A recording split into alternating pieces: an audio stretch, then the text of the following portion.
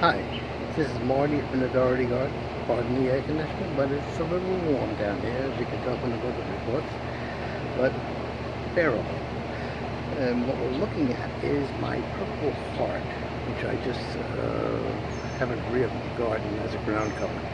It was a ground cover landscapers down here because, if I recall, there's little or no maintenance on it. As you can see, this was one little shoot, and basically a shoot about that size became this over several months. So, just wanted to show you what's the possibilities. Like I said, it's a ground cover.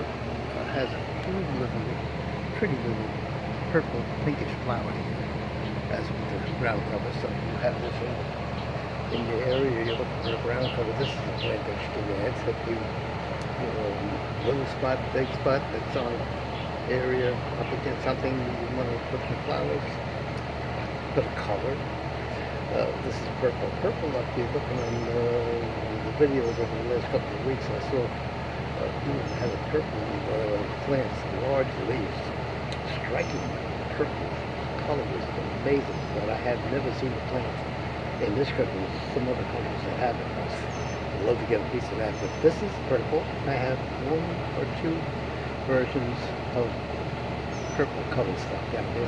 This is one of them. So we were just looking at this and covering all bases and showing you some of the plants that are growing in the Dougherty garden. This happens to be, like I said, pardon the air conditioning.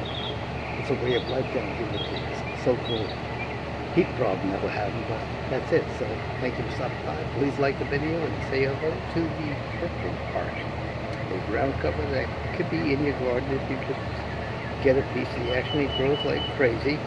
As long as you keep it local in one spot, you'd be okay. So thank you for stopping by. Take care and bye-bye.